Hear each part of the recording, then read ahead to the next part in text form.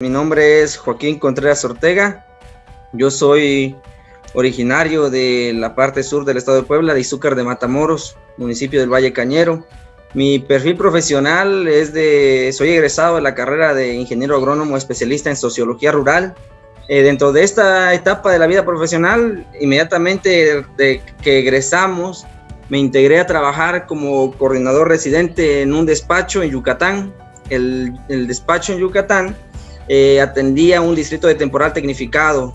Eran 660,000 hectáreas, que es el distrito de temporal tecnificado más grande del país, y albergaba a 3 asociaciones civiles.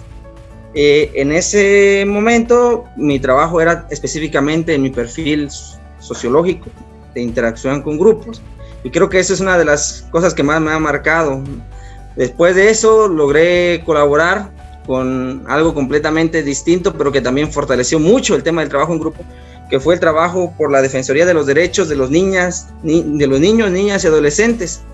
En este caso, con la prevención contra la explotación sexual comercial en su modalidad de matrimonios forzados. Fíjate, nada que ver ahí con vacas, ni nada que ver. Sin embargo, interactué en la Ciudad de México, trabajé en la Ciudad de México, con la Asociación Civil Espacio de Desarrollo Integral AC, EDIAC. Me establecí en Coyoacán, en la Ciudad de México, y parte fundamental de esa experiencia es que pude trabajar con otros sociólogos, específicamente con sociólogos egresados de la UAM, ¿no?, y de la UNAM, y lo cual nos fortaleció bastante, y creo que marcó también bastante el tema de poder regresar después de esa experiencia a trabajar en zonas rurales. Y ya por último, y muy concretamente, pues dentro de las experiencias que he tenido, he sido asesor técnico en proyectos de desarrollo territorial de la Secretaría de Desarrollo Rural del Gobierno del Estado de Puebla, y más o menos por ahí va la experiencia. Lejos de eso, me logré establecer en mi comunidad, en Izúcar de Matamoros, y hoy soy presidente de la Sociedad Cooperativa Red Campesina Agroecológicos Tierras del Sur.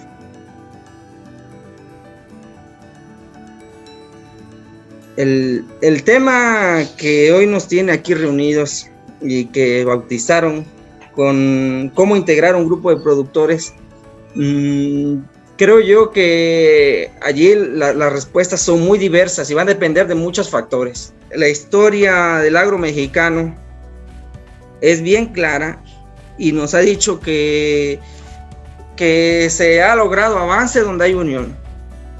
Los agroempresarios del norte del país trabajarán solos, ¿les parece? ¿Trabajarán solitos los agroempresarios del norte? Se organizan, los tipos se organizan. Son los más egoístas y se leen las obras de Adam Smith y los más neoliberales del mundo, pero los tipos se organizan. Sí, claro. ¿Quién va a mediar los precios del mercado? La mano invisible, ni loco. Para eso hay que organizarse, ¿no? Para eso hay que organizarse. Y entonces yo siempre les pregunto a mis productores, bueno, compañeros, ¿y si los tipos del norte del país, no, que son exitosos, se organizan, porque aquí abajo nosotros no nos vamos a organizar? Históricamente, donde hay organización, hay desarrollo, ¿no? Eso creo yo que no basta más que dar una ley de abuelo pájaro a nuestra historia nacional. Pero lo que me interesa mucho es el panorama actual. Fíjense, ahora el gobierno de la Cuarta Transformación está impulsando, dentro de otras cosas, el cooperativismo, la agroecología, y por un lado impulsa la organización campesina, y por otro lado hay una fuerte crítica porque le quitó recursos económicos a las organizaciones campesinas. Fíjense, qué cosa, ¿no? Entonces la pregunta es, ¿cómo está la situación? Que entonces por un lado te organizas y por otro te dice el gobierno que no va a haber recursos por organizaciones campesinas como lo había antes. Pero la respuesta entonces, compañeros, es que hay que ver cuáles son los elementos que el gobierno federal hoy en la actualidad quiere para esas nuevas organizaciones campesinas. Tienen que ser democráticas, tiene que haber verticalismo, digamos, perdón, no debe de haber verticalismo, deben ser horizontales en la toma de decisiones, etcétera. Y a veces pareciera fácil, pero no lo es. La inmensa mayoría de ingenieros que yo conozco son especialistas en recabar información y papeles, pues, ¿no? Oye, necesito tu CUR, tu INE, tu título de propiedad, y la hoja SADER, ¿no?, que está hoy muy de moda. ¿Por qué? Porque vamos a meter un proyecto y ya lo meten. Y afortunadamente el gobierno, pum, da luz verde. Hablemos de Prodeter. Solamente en mi región bajaron 8 tractores, fíjense, 8 tractores, con todos los implementos para la caña de azúcar, supuestamente para formar 8 organizaciones campesinas. De esas 8 organizaciones campesinas, no quiero ser muy crítico, no me corresponde, pero creo yo que muy pocas cumplen con los objetivos reales de la organización campesina. Y la pregunta es, ¿qué falló? Había recurso económico a raudales, había ingenieros asesorando, había luz verde desde el gobierno federal para ideas que generaran los productores, impulsarlas, y sin embargo no existen esas organizaciones campesinas. Entonces, ¿qué está fallando? La pregunta es, bueno, primero, el productor no tiene la capacitación para trabajar en grupo, y segundo, ¿el ingeniero la tiene? ¿El ingeniero está capacitado realmente para impulsar grupos de productores? Y cuando digo realmente, no es aprobado por un currículum, porque en el currículum tú puedes decir que tomaste un curso de coaching agropecuario, lo que tú quieras, ¿no? Pero no es por ahí. Entonces, compañeros, mira, yo me gustaría dividir también en otra línea de cómo puede influir el integrar exitosamente un grupo de productores o no. La actitud con la que tú llegas, fíjate, la actitud, un tema ahí chistoso, ¿no? Pero si tú llegas con una actitud muy pasiva, el productor va a estar pasivo. Fíjate que eso yo lo aprendí trabajando con adolescentes. Sabes que lo más difícil de tener la atención ni siquiera es de los señores viejitos que se duermen en tu asamblea, El problema de tener su atención es de los adolescentes. Los adolescentes no pasan más de 15 minutos y si le aburriste, le aburriste. Y para que lo regañas, para que tenga atención, y no va a funcionar, ¿no? Porque solamente te va a dar la viada, o lo involucras y lo logras ahí llevarle a un ritmo que a él le guste y que se meta en la plática. Y fíjate, para eso hay que ser muy intuitivo. Cuando tú te presentas ante un grupo y si tú no modulas tu voz, si tú no haces pausas en el hablar, si tú no subes el volumen de tu voz cuando debes de subirle en un tema que es importante, ¿no? El productor se te duerme, o pasa lista, toma su asistencia, se va, bueno, le sirve la lista, ingeniero, bueno, nos vemos, ¿no? Pero no te toma en serio.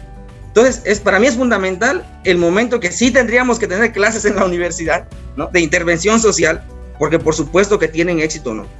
La movilidad frente al grupo, que tú te desplaces en el área. Hay compañeros que exponemos en cada clase que nos toca exponer paraditos y no nos movemos, pues. Y eso al productor no le gusta. Entonces tú te mueves, el productor que está por ahí ya empezando a dormirse, tú le tocas el hombro, no le dices nada, tú le tocas el hombro y el tipo regresa a la vida, y entonces son técnicas. Tú puedes dejar pasar que el productor se te duerma porque tú vienes a dar una plática y si el que entendió y el que no se fue, ¿no? O puedes tratar de darle una salida. Cuando tú sumas todos esos casos, digamos, todos esos ejemplos, vas generando un grupo compacto, un grupo que te pone atención, un grupo que te toma en serio y un grupo que sabe que tú lo tomas en serio. Porque el productor en el cual te nota que el tipo ya se está durmiendo y tú sigues hablando porque tú estás en tu rollo hablándole del timpanismo de la vaca que se previene. Fíjate, ¿qué crees que piensen los productores? Pues que tampoco a ti te importa que él ponga atención. Entonces, tú haces como que das la plática y yo hago como que te pongo atención. Al final, tú te llevas tu lista de asistencia que te va a servir para el despacho donde estás trabajando o para el programa de gobierno donde estés trabajando, ¿no? Y yo me regreso a mis labores, tuve acceso a mi programa o tuve acceso a lo que me haya hecho ir. Entonces, compañeros, el tema de cómo integrar un grupo de productores depende de la primera impresión que tú des. Yo así lo tendría que poner, ¿no? ¿Cuál es la primera impresión que tú des? Yo recuerdo un día, compañeros, tratando de hacer un poquito amena la plática, un día una brigada de estudiantes de vinculación estudiantil, grupo organizado en la universidad, llegó a mi comunidad, y mi comunidad es brava, por así decirlo, no somos de tierra caliente, entonces la gente es pesada, pues. Y estaban en plena asamblea de ejidatarios, y le dijo a un compañero de agroecología, bueno, aviéntate, ¿no? Toma la palabra. Y se la dieron, le prepararon la mesa. Y le dijo el comisario de Ejidal, bueno, el ingeniero tal, viene de la Universidad de Chapingo, viene a darnos unas pláticas, a invitarnos a unas pláticas de abonos orgánicos, etc. Y estaba ya lleno la asamblea, y se para el compañero.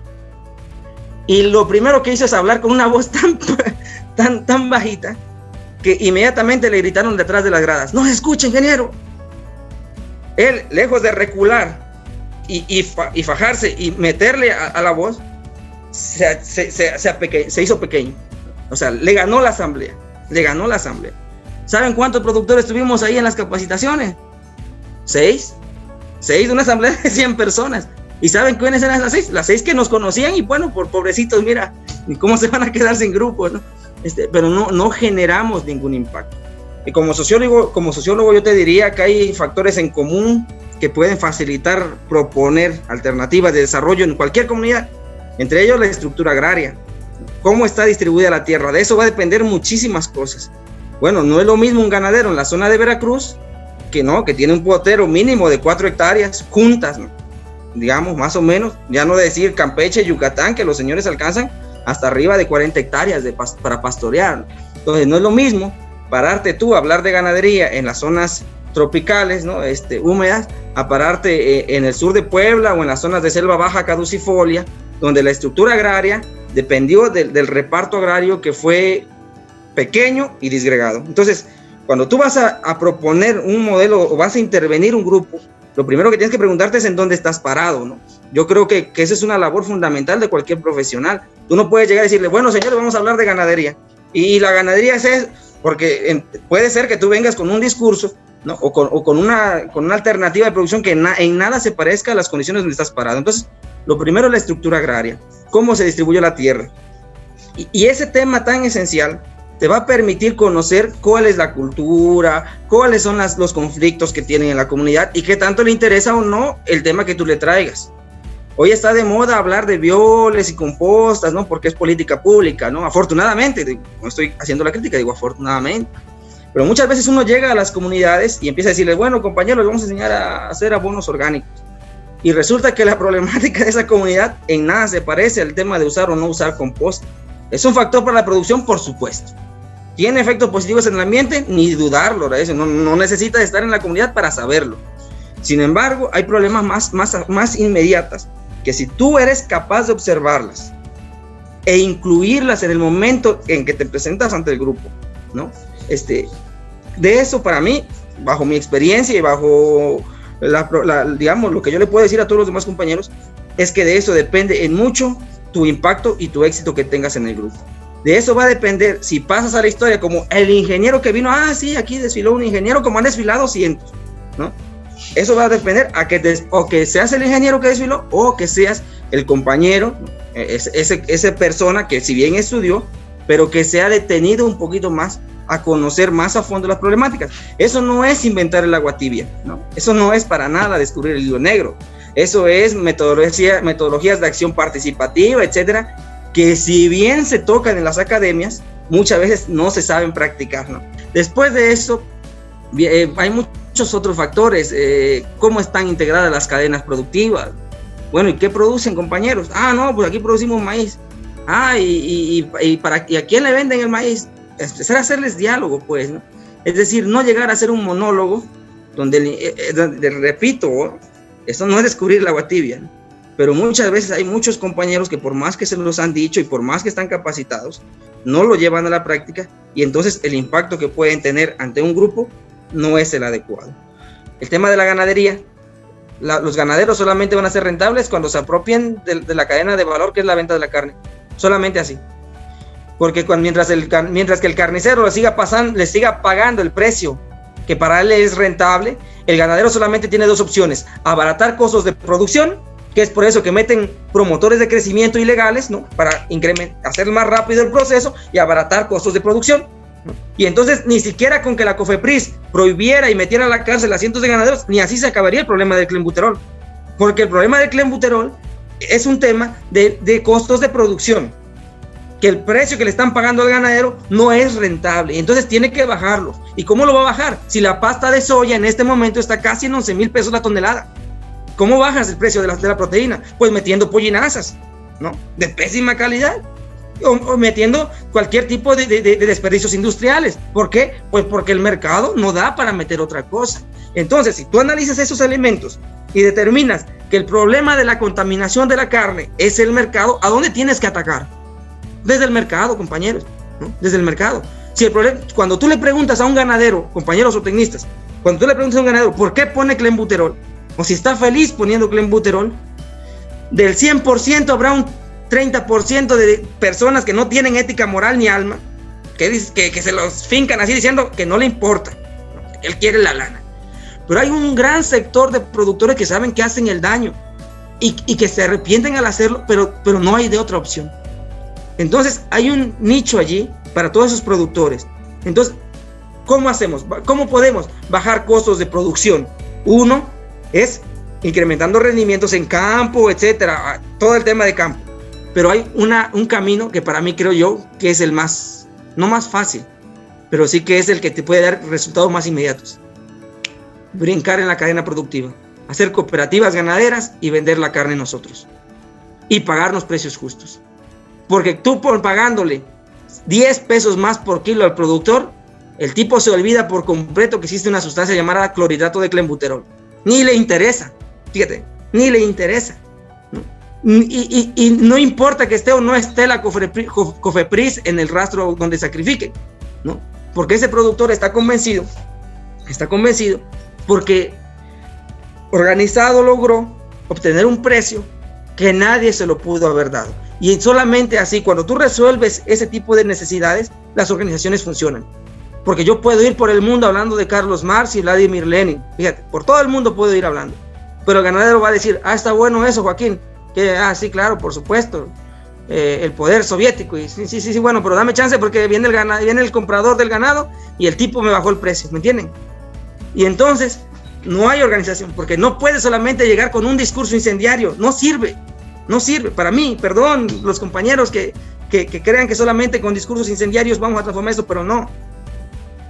Si tú logras transformar, aventarte la bronca intelectual de poder ver la cadena completa y saber en dónde vas a incidir, en qué punto puedes incidir, y a la par que incides, poco a poco, ir soltando a cuentagotas el discurso incendiario, ¿no? Como resultado tendrás una cooperativa económicamente viable, ecológicamente responsable y socialmente justa. Compañero, entonces habrá futuro para los ganaderos. Mientras no lo hagamos así, seguiremos comiendo carne con clenbuterol, seguiremos comiendo carne con 17 beta estradiol, que está prohibida en la Unión Europea desde 1982 porque es un carcinógeno completo, ¿no? Y sigue siendo legal. Seguiremos alimentando los cánceres de este país, ¿no? Seguiremos llenando los bolsillos de las industrias farmacéuticas y podremos ir a marchar cada 2 de octubre. Cada 2 de octubre podemos ir a marchar, pero la cosa no va a cambiar. Porque para transformar esto hay que poner un poquito más de decía yo, corazón y cabeza. Entonces, la invitación a todos los compañeros profesionales del agro es que hay que ponerle corazón y cabeza. Y si queremos transformar la realidad del país, si queremos transformar la realidad del agro nacional, como nos lo inculcó nuestra alma mater, ¿no? Solamente a través de las organizaciones campesinas. Te lo digo como ganadero, pues, ¿no? Ni siquiera como profesionista, te lo digo como ganadero. Nosotros lo intentamos solos y no pudimos. Fíjate, aún teniendo todo el conocimiento del mundo, no pudimos. Pudimos organizados.